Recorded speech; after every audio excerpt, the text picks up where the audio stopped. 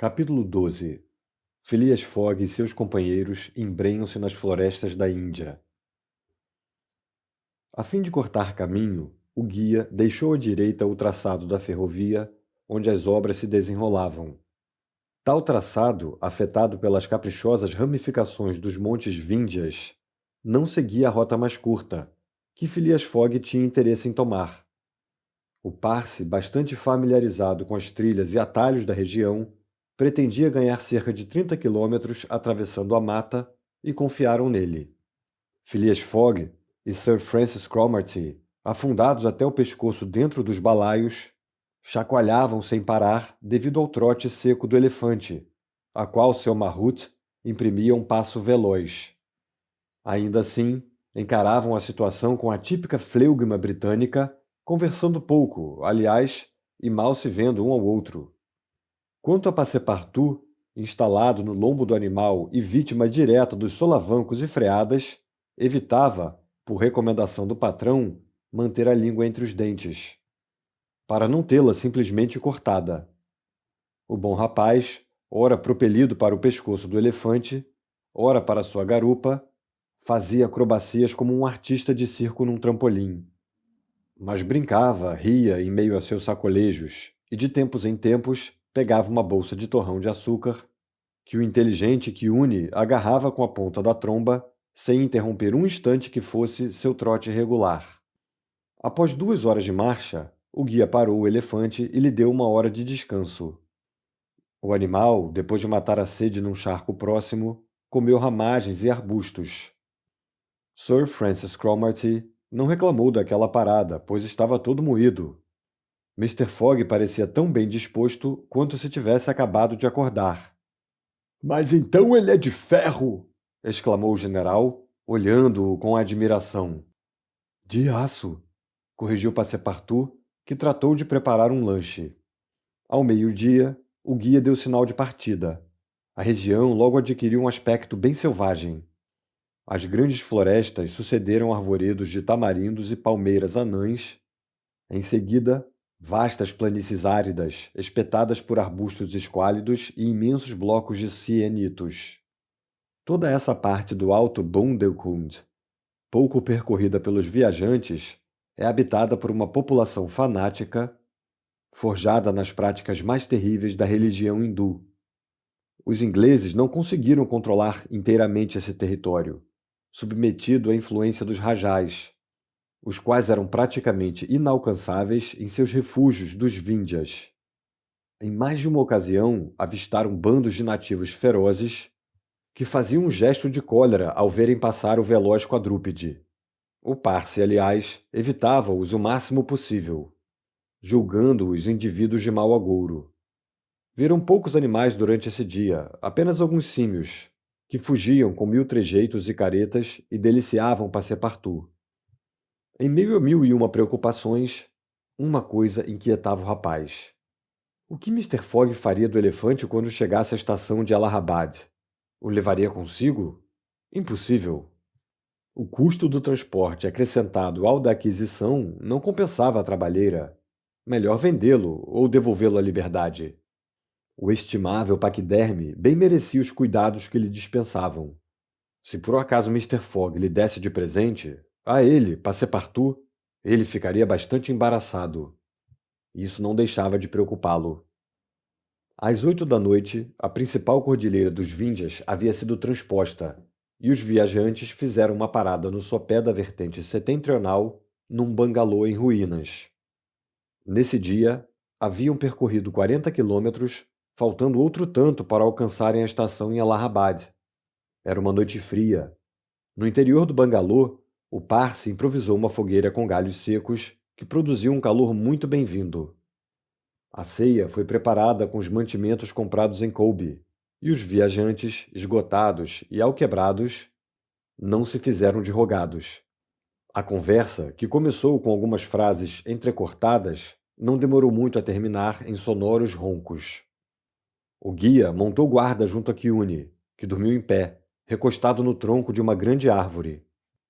À noite, nenhum incidente ocorreu. De vez em quando, alguns rugidos de leopardos e panteras perturbavam o silêncio. misturados aos guinchos estridentes dos macacos. As feras, contudo, limitaram seus rosnados, não realizando nenhuma incursão hostil contra os ocupantes do bangalô. Sir Francis Cromarty, qual um bravo militar após uma batalha, caiu num sono profundo. Passepartout, às voltas com um sono agitado, refez em sonho as cambalhotas da véspera. Quanto a Mr. Fogg, repousou tão placidamente como fazia em sua sossegada casa de Savile Row. Às 6 da manhã, puseram-se novamente em marcha. O guia pretendia chegar à estação de Allahabad aquela noite mesmo. Dessa maneira, Mr. Fogg perderia apenas parte das 48 horas economizadas desde o começo da viagem. Desceram os últimos declives dos Vindhias. Keane voltou a apertar o passo. Por volta do meio-dia, o guia contornou o povoado de Callanger, situado às margens do Cani, um dos subafluentes do Ganges. Sempre evitando as zonas habitadas, sentia mais seguro nas campinas desertas que formam as primeiras depressões da bacia do Grande Rio. A estação de Allahabad situava-se a menos de 20 quilômetros a nordeste. Pararam sob um grupo de bananeiras, cujas frutas, nutritivas feito pão e suculentas feito creme, como dizem os viajantes, foram extremamente apreciadas. Eram 2 horas da tarde quando o guia penetrou no túnel verdejante de uma floresta, cuja extensão de vários quilômetros eles deviam atravessar. Preferia viajar sob o véu da mata. De toda forma, não tivera até aquele momento nenhum encontro desagradável, e a viagem parecia desenrolar-se sem incidentes. Quando o elefante, dando sinais de inquietude, empacou subitamente. Eram 4 horas da tarde. "O que há?" perguntou Sir Francis Cromarty, espichando a cabeça para fora do seu balaio. "Não sei, senhor oficial", respondeu o Parsi, prestando atenção num zumbido confuso vindo da espessa vegetação. Instantes depois, esse zumbido ficou mais nítido. Parecia um concerto, ainda distante, de vozes humanas e instrumentos de percussão. Passepartout era todo olhos e ouvidos. Mr. Fogg esperava pacientemente, sem pronunciar uma palavra. O parça apeou, prendeu o elefante numa árvore e se embrenhou na mata. Minutos depois voltou dizendo: "Uma procissão de brahmanes vindo para cá. Melhor nos escondermos." O guia desamarrou o elefante e o conduziu até um recanto da mata fechada, recomendando aos viajantes que não apeassem. Ele mesmo ficou preparado para montar rapidamente no paquiderme se a fuga se fizesse necessária. Supôs, contudo, que a procissão de fiéis passaria sem notá-lo, uma vez que a folhagem espessa o dissimulava completamente. O barulho dissonante das vozes e instrumentos se aproximava. Cânticos monótonos misturavam-se ao som de tambores e símbolos. Dali a pouco, a frente do cortejo irrompeu sob as árvores, a uns 50 passos do posto ocupado por Mr. Fogg e seus companheiros. Estes discerniam claramente através dos galhos a curiosa congregação que acompanhava a cerimônia religiosa. Na primeira fileira, vinham os sacerdotes, usando mitras e trajando túnicas compridas e multicoloridas. Rodeavam-nos grupos de homens, mulheres e crianças que emitiam uma espécie de ladainha fúnebre, intercalada pelas batidas dos tantãs e o retinir dos símbolos. Atrás deles, sobre uma carroça com rodas largas, cujos raios e a jante simbolizavam um entrelaçamento de serpentes, puxada por 2 parelhas de zebus ricamente aparatadas, erguia-se uma estátua hedionda. Esta exibia 4 braços, o corpo vermelho escuro, os olhos vítreos, os cabelos desalinhados, a língua pendente, os lábios tingidos com henê e bétel. Em seu pescoço enrolava-se um colar de caveiras, e em seus quadris, um cinturão com mãos decepadas. Esmagava com os pés um gigante derrubado e sem cabeça. Sir Francis Cromarty identificou a estátua. "A deusa Kali!" ele murmurou. "A deusa do amor e da morte." "Da morte pode até ser, mas do amor, jamais", disse Passepartout. "Ô mulherzinha feia!" O Parsi fez sinal para ele calar a boca. Em torno da estátua, se agitava, se sacudia, se convulsionava um grupo de velhos faquires, com os corpos riscados por faixa ocre, cobertos de incisões cruciais que vertiam seu sangue, gota a gota, energúmeros estúpidos, que nas grandes cerimônias hindus continuam a se atirar sob as rodas do carro de Juggernaut. Atrás deles, alguns brahmanes, exibindo toda a suntuosidade de seus trajes orientais, arrastavam uma mulher que mal se sustinha em pé. A mulher era jovem, de aspecto europeu. Sua cabeça, pescoço, ombros, orelhas, braços, mãos e dedos dos pés estavam cobertos de joias, colares, pulseiras, brincos e anéis. Uma túnica laminada a ouro, forrada com uma leve musselina, desenhava-lhe os contornos da cintura. Atrás dessa jovem mulher, num contraste violento para os olhos, guardas armados com sabres reluzentes na cinta e longas pistolas damasquinadas transportavam um cadáver num palanquim. Era o corpo de um ancião, trajando, como em vida, a opulenta indumentária de Rajá, um turbante bordado com pérolas, a túnica tecida em seda e ouro, o cinturão de caxemira cravejado de diamantes e portando as magníficas armas de príncipe indiano. Atrás, os músicos e um bando de fanáticos, cujos gritos às vezes cobriam o estrépito ensurdecedor dos instrumentos, fechavam o cortejo. Sir Francis Cromarty observava toda aquela pompa com um semblante entristecido e, voltando-se para o guia, comentou: "Um sati!" O Parsi fez um sinal afirmativo e pôs um dedo nos lábios. A longa procissão desenrolou-se lentamente sob as árvores e logo suas últimas fileiras desapareceram nas profundezas da floresta. Os cânticos foram se extinguindo. Ouviu-se ainda certa cacofonia ao longe, mas, por fim, a todo aquele tumulto sucedeu um profundo silêncio. Phileas Fogg, que ouvira aquela palavra pronunciada por Sir Francis Cromarty, assim que a procissão se foi, indagou: "O que é um sati?"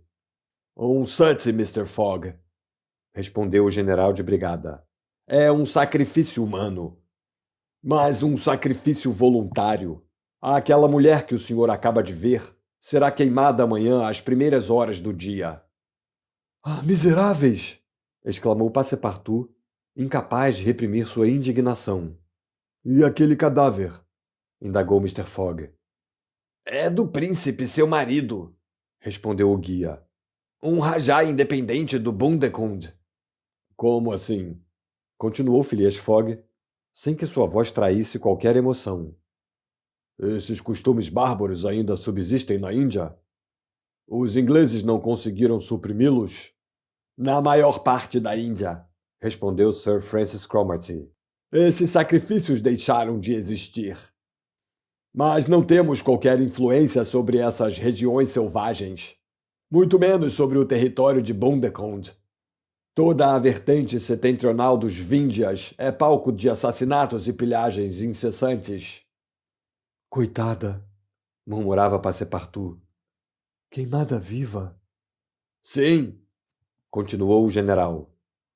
"E se não o fosse, o senhor não iria acreditar na condição miserável a que ela se veria relegada pelos parentes. Teria os cabelos raspados, seria alimentada com punhados de arroz, rejeitada, considerada uma criatura imunda, e morreria num canto qualquer feito um cão sarnento. Quer dizer, muito mais que o amor ou o fanatismo religioso, é a perspectiva de uma vida horrível desse tipo que costuma induzir essas infelizes ao suplício. Às vezes, contudo, o sacrifício é realmente voluntário, e é preciso a intervenção enérgica do governo para impedi-lo.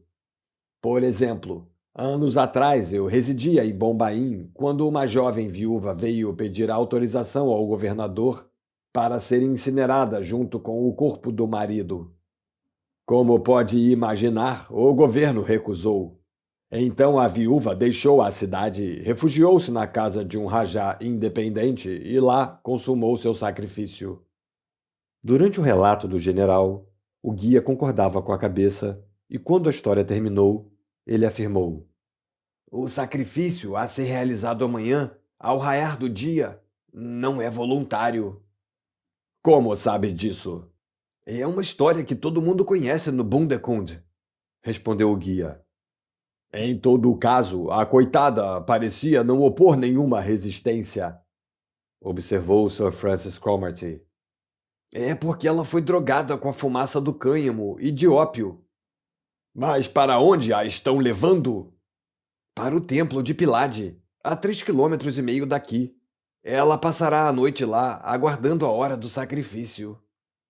E esse sacrifício se dará amanhã, ao primeiro raio do sol. Após essa resposta, o guia retirou o elefante do arvoredo e subiu ao pescoço do animal. Porém, no momento em que ia incitá-lo com um assobio especial, Mr. Fogg deteve-o e, dirigindo-se a Sir Francis Cromarty, perguntou: E se salvássemos essa mulher? Salvar essa mulher? Exclamou o general. Estou adiantado 12 horas. Posso dedicá-las a isso. Caramba! Veja o que é um homem de coração! Disse Sir Francis Cromarty. Às vezes, respondeu com simplicidade Phileas Fogg. Quando tenho tempo.